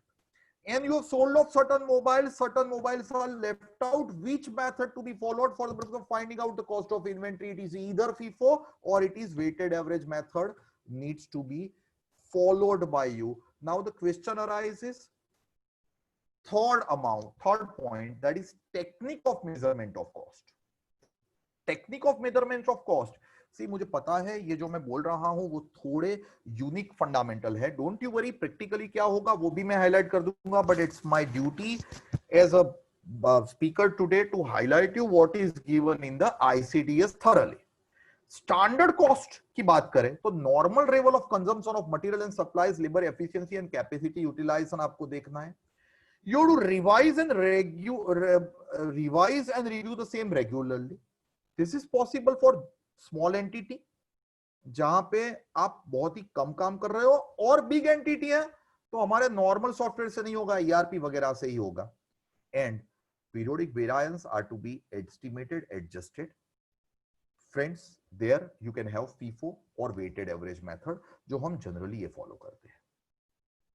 But अगर आप रिटेल मेथड में हो and you are having large number of rapidly changing items that have similar margins and difficult to use any other formula, like काफी client के audit report में friends आप ऐसा लिखते हो that there are number of items in which my clients are dealing with, so it is practically impossible to give the quantitative details. As you are not giving quantitative detail, तो आपके mind में ऐसा question आएगा कि आप quantitative detail नहीं दे रहे हो, क्लाइंट ने भी क्वांटिटेटिव डिटेल नहीं मेंटेन की हुई है, तो आपके इन्वेंट्री की कॉस्ट कहां से आई? How you have derived at the cost? एक सिंपल फंडामेंटल है फ्रेंड्स कॉस्ट डिराइव करने का, जहां पे आप FIFO वेटेड एवरेज नहीं फॉलो करते हो बिकॉज आपको पता ही नहीं है कि क्या गया क्या रहा. What you do in that particular case is, आपका जो सेल्स होगा ना उसमें से आप अप्रोक्सीमेट GP मार्जिन लेस करते हो, which is on the basis of general industry, which is on the basis of your past experience, and on that basis you find out your inventory. उल्टा कर रहे हो, आप अपना प्रॉफिट लिख रहे हो, GP लिख रहे हो पहले, एंड बैलेंसिंग अमाउंट ओपनिंग आया, परचेज एंड डायरेक्ट एक्सपेंडिचर आया, सेल्स आपका एक्चुअल आया. Now on the basis of sales you are writing your GP on the basis of GP margin. कहां से लाए GP margin? Past. या कहां से लाए GP margin? On the basis of your similar industry having GP margin of the similar business. Friends, वो GP margin आपने trading के डेबिट साइड के ऊपर लिखा तो balancing amount would be your closing inventory. Whether this is accepted, sir, ICDS talks about this. Something unique I am talking. ICDS talks about this. There is no problem at all. But ये cost के लिए आया. Excuse me. I very well remember friends. मैंने past में जब मैं नई नई प्रैक्टिस स्टार्ट की थी ना, बहुत कुछ आता नहीं था, तो मैंने एक बिल्डर के केस में ये मेथड से मुझे ITO ने पूछा कि आपका स्टॉक कहां से आया पलक, वो समझाएंगे जरा? तो मैंने ये मेथड से मेरा स्टॉक दिया था इनकम टैक्स ऑफिसर को. He was so angry on me कि भाई ये मेथड बिल्डर में नहीं चलती है. You have to have the specific certificate of the architect that your stock cost is this. Sir आप बोलो वो मैं लेके आता हूँ. प्रैक्टिकली आर्किटेक्ट का सर्टिफिकेट लाना हो तो हम ले आ सकते हैं. मैं तो सर अमाउंट यही रहेगी. हाँ कि मुझे पता है आपने जो अमाउंट लिखी है वही की वही रहेगी, वो मुझे पता है, बट फॉर माय पर्पस मेरे यहाँ ऑडिट ऑब्जेक्शन ना आए. उनके ऑर्डर भी फ्रेंड्स आप लोगों को पता होगा कि इनकम टैक्स ऑफिसर जो ऑर्डर पास करते हैं या अभी जो NESE से ऑर्डर पास हो गए उसका भी ऑडिट होता है. उनके ऑडिट में ऑब्जेक्शन आ सकते हैं. ऑडिट ऑब्जेक्शन ना इसलिए मंगवा रहा हूं, आपकी मेथड आपने जो किया वो तो मुझे भी पता है, सब यही कर रहे हैं, but for me you get the certificate of the architect. And friends unfortunately I had to get the certificate of the architect. Builder में तो आर्किटेक्ट का सर्टिफिकेट ही चाहिए होगा. मेरा ICDS बिल्डर के लिए डील भी नहीं कर रहा है. बट मैं बात करूं तो अगर इंटरचेंजेबल आइटम है, छोटी छोटी चीजें आपके क्लाइंट बना रहे हैं and they are so interchangeable, you are not able to ascertain the measure the quantitative data and cost of the same, then you can follow this particular method and you can take percentage of GP to be deducted. Friends, आपकी opening inventory होगी. If you started the new business, there won't be any opening inventory, or you are converting your capital asset into inventory, then that cost will be the same. In other cases, opening inventory will be earlier years a closing cost. ये बात हुई cost की. Your inventory is to be valued, I am repeating, a cost or net realizable value, whichever is less. Now, how to find out NRV? हमारे यहाँ तो NRV दी होती है, हमें तो एग्जाम में NRV दी होती है, हम अपने ऑडिट रिपोर्ट में भी लिख देते हैं कॉस्ट और NRV whichever is less. But ये NRV आई कहां से? NRV is to be written down on the basis of item to item basis. But in the following cases, it can be grouped together, like same product line having similar purpose of end user, or produced and marketed in the same geographical area, or can't be practically evaluated separately from other item. Like friends, as I have said, वो आपके sales में से GP less करके inventory आपने find की, that is the amount of cost you have found out. Now it is also to be compared with NRV. NRV कहां से लाओगे? NRV would be on the basis of the value prevailing in the market. Generally हम NRV के लिए क्या लेते हैं office में? लास्ट सेल बिल होगा ना 31 मार्च का, 31 मार्च के आसपास का, वो बिल में हमारी पर यूनिट कॉस्ट क्या थी वो जनरली हम लेते हैं. Friends, this NRV must be on the basis of the most reliable evidence, including fluctuation of price or cost directly relating to event occurring after the end of the previous year, but having conditions existed on the last date of the previous year. I'll clarify this, and this would be very, very meaningful for the current year. Friends, अभी आप client का audit report बना रहे हैं. Client का last bill मार्च महीने में बना था. से फॉर एग्जांपल के गुजरात की बात करें तो 20 मार्च को बना था या 21 मार्च को बना था, बिफोर द लॉकडाउन और before the Janata curfew we are talking about.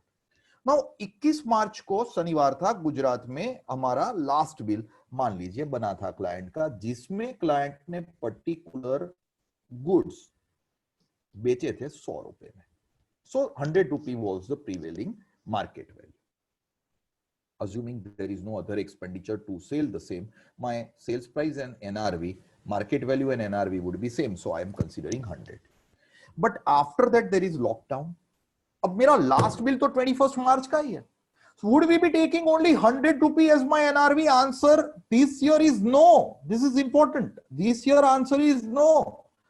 Friends, in the current year, if there is price fluctuation which is directly relating to events even occurring after the end of the previous year, but conditions were existed on the last date of the previous year. There was lockdown on the last day of the previous year.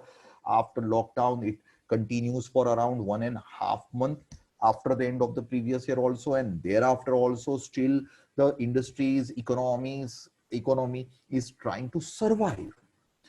Friends, in that particular case, it is possible current year to estimate your NRV to be lower than the last evidence available with you, that is last bill available with you. You can estimate your NRV to be 80. कहां से NRV आप estimate करोगे साहब? 19 मई को जब lockdown unlock 1 आया, lift हुआ और मैंने बिजनेस स्टार्ट किया ना, तो मुझे लोगों को ढूंढने जाना पड़ रहा था कि भाई 78 में ले लो, 79 में ले लो, 80 रुपए में ले लो, and I was not able to sell, and hence my NRV on 31st March should also be considered as on the basis of the events occurring after the end of the financial year and not events before the end of the financial year. This is very important, friends. In the current year, many of your, पर हम लोग office में देखते नहीं है ना, हम लोग इसलिए ऑफिस में देखते नहीं है, द रीजन बीइंग हमारे यहाँ तो क्लाइंट लास्ट मोमेंट पे आता है, क्लाइंट लास्ट मोमेंट में आता है तो इतना हमें टाइम ही नहीं देता है, इतना टाइम ही नहीं देता है, तो हमारे पास ये सब देखने के लिए या ये जो पढ़े हैं वो अप्लाई करने के लिए टाइम ही नहीं होता है फ्रेंड्स. एग्रीड, हमारे पास टाइम नहीं होता है, but I would be honest that these are all the rules which are applicable. शायद इस ईयर में अगर आप ये पर्टिकुलर क्लॉज अप्लाई करो ना, तो many of your client would have very less GP margin in the current year compared to earlier year, and that is practically tenable. You cannot tell you, ask you in scrutiny कि इतना GP क्यों down हुआ. It's my choice, sir. My GP is down because of these reasons. Friends, at the same time, material and supplies held for production shall not be written down below the cost, where finished goods in which they are used are expected to be sold above the cost. मान लीजिए मैंने 100 rupees में अब मान लीजिए मैंने raw material लिया था 50 रुपए में. My NRV has gone down to say for example 40, but मैं यही रॉ मटेरियल से जो फिनिश गुड्स बना के बेचने वाला हूं वो 44 रियलाइज होने वाले हैं. Then I have to consider my NRV to be not 40 but it should be 44. But where there is a decline in the price of material and estimated cost of finish good will exceeds the NRV, the value of material to be taken at the NRV. If finished goods are also going to be sold at less than 400 rupees, then you take up that value of the finished goods. अब मैंने एक छोटा सा illustration, एकदम general illustration यहाँ पे दिया हुआ है फ्रेंड्स, जिसमें हम दो मेथड जो एक्सेप्टेड है वो अप्लाई करने की ट्राई करेंगे, FIFO and the weighted average. मेरा ओपनिंग स्टॉक से 100 है, 100 यूनिट है, और मेरी कॉस्ट है 100 + 2 + 8 की. नाउ माय पॉइंट इज, मैंने 4500 यूनिट्स परचेज किए. 45 यूनिट जो मैंने परचेज किए वो 120 रुपए की कॉस्ट पे मैंने परचेज किए, प्लस मैंने उसके ऊपर जीएसटी भरा हुआ है, say for example 9.6 without any input credit. I am very clear. Freight मैंने 2 रुपए पर यूनिट इंकर किया, 9000 rupees, 4500 multiplied by 2. Direct expenditure मैंने 3 रुपए इंकर किया, that is going to be 13500. Fixed overhead मेरा था 10000. 5000 मेरा स्टैंडर्ड प्रोडक्शन मैंने एस्टिमेट किया, तो पर यूनिट 2 रुपए फिक्स्ड ओवरहेड एब्सॉर्ब करना आया. 4500 यूनिट मैंने लिया हुआ है, तो मेरा टोटल आया 9000 fixed overhead absorb. Variable overhead मेरा 3 रुपए पर यूनिट है, तो 13500. मेरी टोटल कॉस्ट आई फ्रेंड्स, खास समझना, 4600 यूनिट की ओपनिंग प्लस करंट कॉस्ट लेके 639,200, उसमें से मैंने 400 यूनिट्स बेच दिए. तो coming to the valuation of inventory, 600 unit मेरे पास बचे, 600 यूनिट मेरे पास बचे, that is at 639,200. Sorry, 639,200 is at friends 4600 rupee. तो अगर मैं जा रहा हूं फीफो मेथड से, तो कैन वी से फीफो मेथड में 4000 यूनिट जो मैंने बेचे उसमें से 100 यूनिट मैंने ओपनिंग वाले बेच दिए, एंड बाकी के 3900 यूनिट मैंने परचेज से बेच दिया. 600 units which are remaining with me are from the current purchase only, जिसकी मेरी कॉस्ट होगी, कैन आई से 129.6 + 2 + 3 + 2. कहां से ला रहा हूं? 120 + 9.6, वो परचेज की कॉस्ट प्लस फ्रेट की 2 रुपए plus direct expenditure 3 plus fixed overhead 2 plus variable overhead 3, and my total cost would be friends, can I से 139.6 multiplied by 600 unit. My inventory cost will be 83,760. Try and understand friends very carefully. This is my cost. If my NRV is less than this, my valuation should be this cost or NRV, whichever is less. This is as per FIFO method. Now if I go for weighted average method, it is pretty simple. Weighted average में मेरे 100 unit थे 11,000 से, 4500 unit की cost आई मेरी, आप check करो तो 583 plus 9 plus 13500 plus 9 plus 13500, that would be giving me total of 4600 unit at 639,200 rupees. Now listen, if 45,600 units are at 639,200, then my per unit cost weighted average लेने जाए तो 138.96, मैंने 4000 यूनिट जो बेचे उसकी COGS cost of goods sold आएगी 555,826, and 600 unit multiplied by 138.96, मेरी total cost आएगी 833,74. Friends, this is my cost. I am repeatedly saying if my NRV is less than this, I have to take the cost or NRV whichever is less only. So this is what is my valuation of inventory. अब ये valuation of inventory में एक छोटा सा मुद्दा बहुत ही महत्व का दिया हुआ है, that is related to partnership firm resolution, जिसके लिए दो पुराने जजमेंट है friends. There is a judgement of ALA firm which says के पार्टनरशिप फर्म थी, एबीसी 3 पार्टनर थे, पूरी फर्म बंद हो गई, पूरी फर्म ही डिसॉल्व हो गई, फर्म ही डिसॉल्व हो गई तो इसका बिजनेस भी डिसॉल्व हो जाएगा. Then my ICDS as well as Supreme Court judgment in the case of ALA firm says that inventories are valued at not cost or NRV, whichever is less. Their inventory is considered to be ready for sale. You are not following going concern. So as you are not following going concern, you don't have to follow this cost or NRV, whichever is less. Inventory is valued at NRV only. अगर XYZ 3 partner थे, form अगर dissolve हो गई है तो. But same way XYZ 3 partner थे, X retired, YZ continues the firm. If YZ are continuing the firm and if particular unit is discontinued, particular unit's business is discontinued, then that unit's inventory is to be valued at NRV. But if business is not discontinued or any unit is not discontinued, then you are following going concern for the firm as well as for the unit, the inventory is to be valued at cost or NRV, whichever is less. There is a Supreme Court judgment of Sakti Trading Company which would prevail. अब ये दो मेरे ICDS थे. मेरा सबसे important था ICDS 2 inventory valuation. Let's go to the ICDS number 5 quickly and thereafter I'll go to your questions.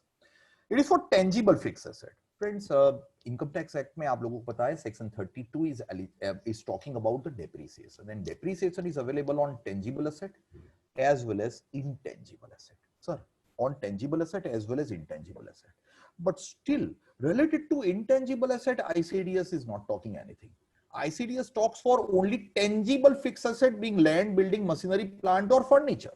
Now, what is tangible? Tangible means which is having the sense of touch, capable of being treated as fact. You can see physically, you can have some intrinsic monetary value, and it is capable of being perceived, handled, touched or felt. Is tangible. ये सब difficult words means dictionary से उठाए हुए हैं जो मेरे ICDS में रखे हुए हैं. What is tangible is what can be seen, what can be touched in a simple language.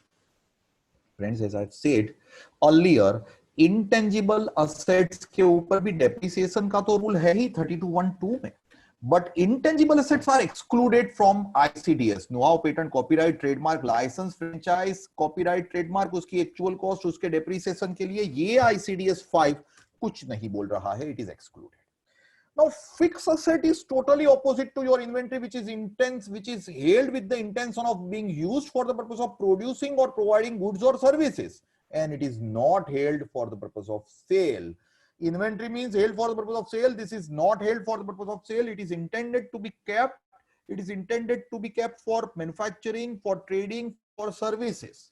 Now, as this is fixed asset, ये fixed asset के ऊपर आपको depreciation मिलेगा section 32 में. For the purpose of computing depreciation, actual cost of asset is very important. Now, before I take you to actual cost, I would simply highlight कि आपको जो depreciation मिलता है friends वो half rate full rate से मिलता है. If the asset is put to use for less than 180 days, it would be at half rate. If it is put to use for otherwise, then it would be full rate. दूसरा महत्व का मुद्दा, put to use is relevant. Put to use means actual usage is relevant. Ready to use वाला जो concept था friends आपके knowledge purpose के लिए, वो अभी आउटडेटेड हो गया। दिनेश कुमार अग्रवाल का ऑनरेबल बॉम्बे हाई कोर्ट का जजमेंट आया उसके बाद। बट हाँ, आज के दिन भी अगर आपने फायर अलार्म सिस्टम या फायर सेफ्टी सिस्टम इंस्टॉल की हुई है, या आपके यहाँ जनरेटर सेट इंस्टॉल किया हुआ है, then you will be able to get the depreciation on the basis of ready to use. But आपका बिल्डिंग है और आप ऐसा बोलोगे sir everything is ready, but I am not using, अधिक महीना चल रहा है ना, तो मैंने सितंबर में यूज करना स्टार्ट नहीं किया sir, give me the depreciation at full rate, assuming that मैंने 25 सितंबर को सब तैयार कर दिया था। No, you will get the depreciation only when you put to use the particular asset. अब ये डेप्रिसिएशन जो मेरा मिलता है ना, वो एक्चुअल कॉस्ट के ऊपर मिलता है। What is actual cost? Actual cost means actual cost to the assessee. Friends, आपके कंपनीज एक्ट में आप जो डेप्रिसिएशन क्लेम करते हो ना, उसमें आप कॉस्ट लेते हो और उसमें से आप जो रियलाइजेबल प्राइस होती है वो लेस करके उसको इफेक्टिव लाइफ के ऊपर डिवाइड करके कुछ रेट फाइंड करते हैं। कंपनीज एक्ट में बहुत डिफिकल्ट मेथड दी हुई है। मेरे यहाँ जो आप फ्यूचर में रियलाइज करने वाले हो ना, उसका कुछ नहीं करना है। डिसमेंटलिंग, रिमूविंग कॉस्ट, उसका कुछ नहीं करना है। Cost means cost only. 100 रुपए की एसेट मैंने ली, मुझे पता है कि मैं बेचने जाऊंगा ना, तो मुझे इसके 5 रुपए मिलने वाले हैं, तो मुझे डेप्रिसिएशन 95 के ऊपर नहीं मिलने वाला है, 100 रुपए के ऊपर ही मिलने वाला है। This cost will also include import duty and other taxes, excluding those subsequently recoverable. Friends, my ICDS says different than ICDS 1. ICDS 2.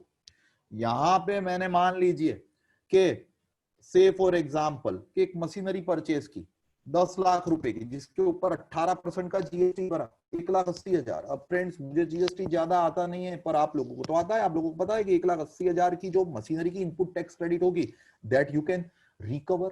So your cost of this machinery will be only 10 lakh, not 1,80,000. Unlike inventory, friends, unlike inventory, it would be only 10 lakh. But friends, आपने motor car purchase की, अब motor car के ऊपर I think ITC नहीं मिलती है। Then in that particular case, if मेरी motor car या आप मोटर कार परचेज करो अपने प्रोफेशन के लिए, बिजनेस के लिए, तो आईटीसी नहीं मिलती है। इन दैट पर्टिकुलर केस, अगर आपने 10 लाख की मोटर कार ली, 1,80,000 क्या जीएसटी भर के, your cost will be 11,80,000. Third, if any expenditure is directly attributable to making the asset ready for intended use, then it should be added, except administration and general overhead not be added. Friends, अगर आप कुछ asset construct कर रहे हो, तो specific construction cost of the project और acquisition cost of tangible fixed asset to put them into working condition is also to be added. Now relevant. Expenditure on startup, commissioning the project, test run, experimental production should also be capitalized, would be added to the cost. Friends, expenditure incurred after the plant has begun commercial production, that is production intended for sale or captive consumption, to be treated as revenue. Production intended for sale and mere commencement of production is not to be considered. अब यहाँ पे एक confusion ऐसी होती है कि आप कितनी कॉस्ट कैपिटलाइज करोगे। कमर्शियल प्रोडक्शन स्टार्ट हुआ तब तक की, या ट्रायल रन स्टार्ट हुआ तब तक की। फ्रेंड्स, हमारे इनकम टैक्स एक्ट में काफी जजमेंट है, including Gujarat high court in the case of Asima Syntex limited, which says that trial run अगर मशीनरी का हो रहा है ना, तो it is considered to be put to use only, you will be able to get the depreciation. Remember, your cost should be added to the cost of asset only up to the date of trial run. उसके बाद की जो cost होगी ना, that would be considered as revenue expenditure. At the same time, आपने अगर asset purchase करने के लिए लोन ली हुई है, तो आपका जो इंटरेस्ट आप पे करोगे up to the day the asset is put to use should be added to the cost. After the date the asset is put to use, that would be claimed as revenue expenditure. Friends, use of put to use in ICDS 9, borrowing cost का ICDS है, proviso to 36(1)(3), that is income tax का section है, estimation 8 to 43(1), which says that interest after the date asset is put to use can be claimed as revenue expenditure only up to the day the asset is put to use. The interest can be capitalized. And friends, as I have said earlier, trial run हो गया, commercial production start नहीं हुआ है, तो उसके बीच के interest का क्या करोगे? ICDS is silent on the same, but I am very clear that wherever the ICDS is silent, follow the act or follow the court judgment, and they say that any interest after this trial run has begun should be considered as revenue. It would not be added to the cost. ये cost इसलिए important है कि यही cost के ऊपर आपको क्या मिलने वाला है? Depreciation. Any trade discount rebate should be deducted. अब फ्रेंड्स मान लीजिए कि मैंने मेरा बिल्डिंग दिया और मशीनरी अक्वायर की, तो बिल्डिंग तो गया, मशीनरी आ रही है, then what is the cost of machinery? Friends, fixed asset acquired in exchange of another fixed asset, the fair value of the fixed asset, so acquired shall be the actual cost. जो machinery आ रही है ना, उसकी value is my actual cost. मान लीजिए मैंने fixed asset acquire की in exchange of the shares और सिक्योरिटी, मैंने शेयर सिक्योरिटी दी है, सामने मैंने फिक्स्ड एसेट अक्वायर की, then also fixed asset so acquired fair market value should be considered as my actual cost. Friends, here the cost would be the fair value of the asset which I am acquiring and not I am giving. Sir, income tax act में section 50D करके section ऐसा बोल रहा है कि जब asset आए उसकी वैल्यू असेटेनेबल ना हो ना, तो जो असेट गई उसकी कंसीडरेशन आप सेल्स प्राइस ले सकते हो. सेक्शन 50D ऐसा बोल रहा है, बट मेरे ICDS में ऐसा कहीं पे भी मेंशन नहीं है. So friends, it is the asset received is important. No adopting, no option of adopting the fair market value of asset given. Friends, अगर आपकी असेट है उसमें आप कुछ मॉडिफिकेशन कर रहे हो which will be giving you some future benefit and it is capex, capital expenditure, then it should be added. Ground floor है, फर्स्ट फ्लोर कंस्ट्रक्ट किया, मशीनरी है, उसमें कुछ आपने पार्ट्स ऐड किए which are integral part of the tangible fixed asset, then also it should be added to the cost of fixed asset. And friends, ये जो cost मेरी ascertain होगी, that cost would be eligible for the depreciation which is to be computed, as I have said earlier, on the basis of either full rate or half rate, applying the rates of income tax, applying the provisions of the Income Tax Act. And friends, आप जब asset बेच दो, तो you have to follow, as you people are aware, the block concept, read with section 50 bracket 1 and 50 bracket 2, that is related to short term capital gain and short term capital loss. Friends, मेरे जो 3 ICDS थे वो एकदम simple ICDS थे. मैंने खाली inventory में थोड़ी टेक्निकलिटीज कवर अप करने की ट्राई की which is relevant. बाकी apparently you will find that whatever I have spoken is known to you except inventory valuation, but a simple request I am putting before you is that as it is known to you or you have learned the same, please apply the same when you are preparing the audit report in your office. So friends, this is from my side. I'm now handing over the charge to the organizers. Khushi, please. Yes, sir. We'll take few questions. If anyone has any doubts, you can write in the chat box or unmute yourself and say.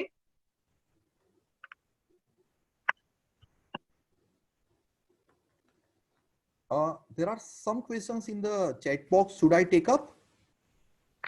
Yes, sir. Do you want me to read them? No, I'll do that. No worries, Khushi.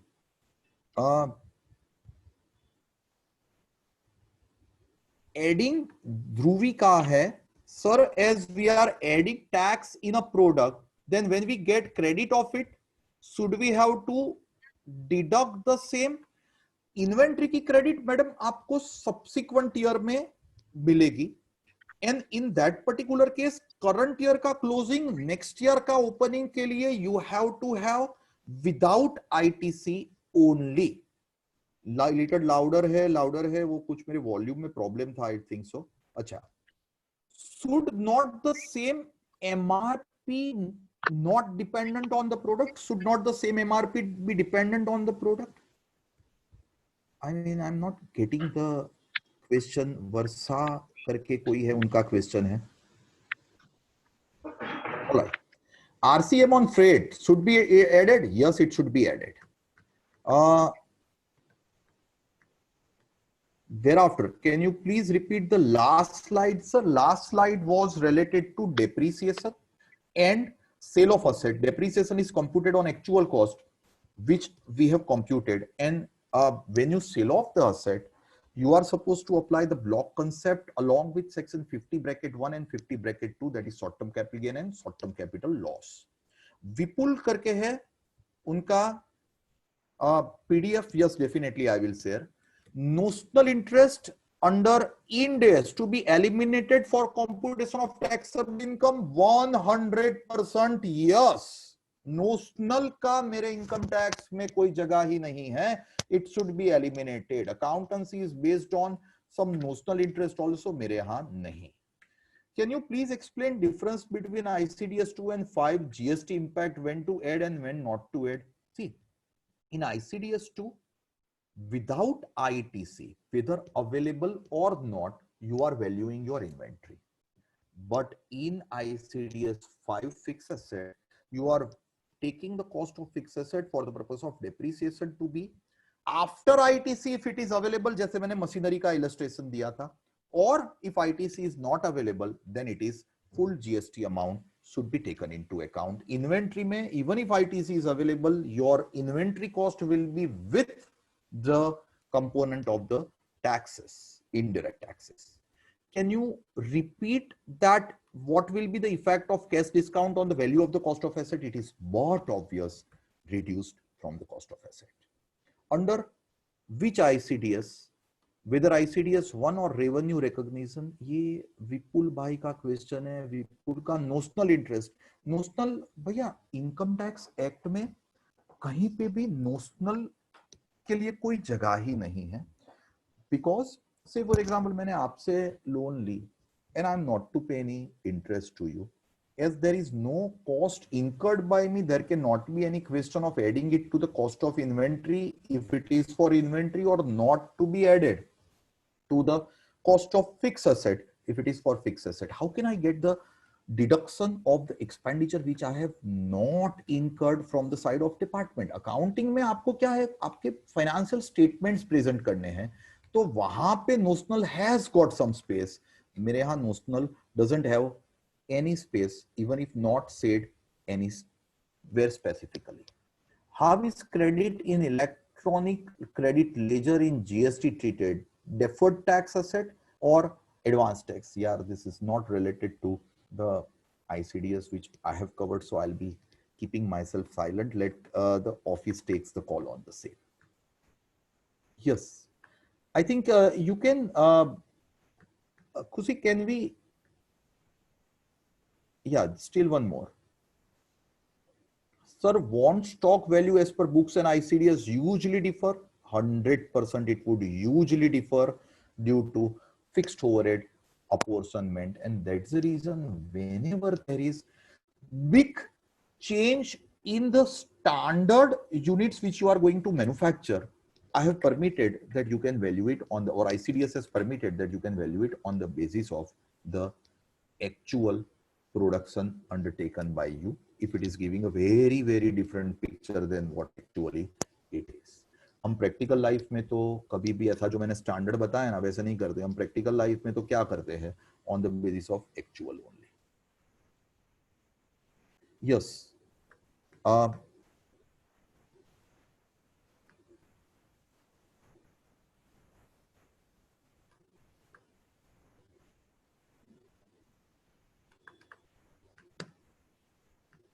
I think खुशी chat box में over हो गए. Okay, sir. If there are any more questions, please leave them in the chat box. We'll compile the same with answers and get back to you. एक है, एक मैं cover up कर दूं, quantitative details of stock. 3CD के clause में you to give the quantitative detail कि आपकी कितना ओपनिंग स्टॉक है, कितना परचेज किया, कितना सेल्स किया, कितना normal loss I mean loss हुआ, एंड कितना आपका क्लोजिंग स्टॉक है. That is called quantitative detail. हम काफी क्लाइंट में क्वांटिटेटिव डिटेल देते हैं. That is what is quantitative detail, जिसका मेरे आईसीडीएस से कोई कनेक्शन नहीं है, पर मैंने इसका रेफरेंस इसलिए दिया कि जहां पे आप क्वांटिटेटिव डिटेल दे पा रहे हो वहां पे आपके क्लाइंट ने फीफो या वेटेड एवरेज से स्टॉक का वैल्यूएशन किया ही होगा. वहां पे नहीं कर पा रहे हो, वहां पे वो जीपी रेशियो वाली फंडामेंटल मैंने बोला था. ये फिक्स्ड ओवरहेड की बात मान लीजिए कि आपका प्रोडक्शन बहुत ही लेसर हुआ है, देन अपोर्शनमेंट, से फॉर एग्जांपल 1 लाख रुपए का रेंट है, फिक्स रेंट है मेरे इलस्ट्रेशन में। एक क्वेश्चन ऐसा है प्राइवेटली, तो I will repeat, fixed overhead allocation when production is very lesser than normal, how to treat.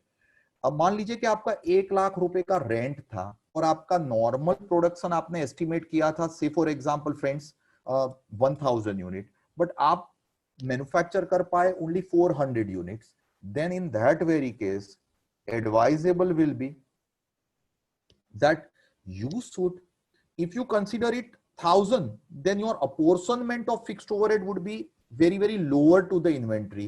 What we do in the practicality is we apportion on the basis of the actual only. So हमारा fixed overhead apportionment 1 lakh divided by 1000 करके 100 नहीं होगा, but 1 lakh divided by 400 करके 250 रुपी होगा। मैंने quantitative amount के साथ ये समझाने की ट्राई की, 1000 की जगह 2000 हो जाए, then we will be taking it on the basis of 200. But if your standard and your actual is approximately similar, then you can do it on the basis of the standard. I think that's it. Khushi, over to you, please. Yes, sir. Thank you so much, sir, for taking out your valuable time and gracing us with your presence. It was such a amazing session. We learned so much. It was not an obligation for you to come. Still, you came for us. It's And my we- pleasure always. Yes, sir. Being your student, I know how much you care about the students, and that is why you came. Thank you. I Thank would you like very to much. thank each and every participant present for coming to our sessions, being part of our sessions, and we'll continue this throughout the workshop. From Ahmedabad branch of Vikasa, I thank everyone, especially Palak Pavagadi sir. Thank you. Thank you very much. Thank you very much, Khushi, all office bearers, and thank you very much, participants. Thanks a lot. Enjoy your weekend, friends. Thanks.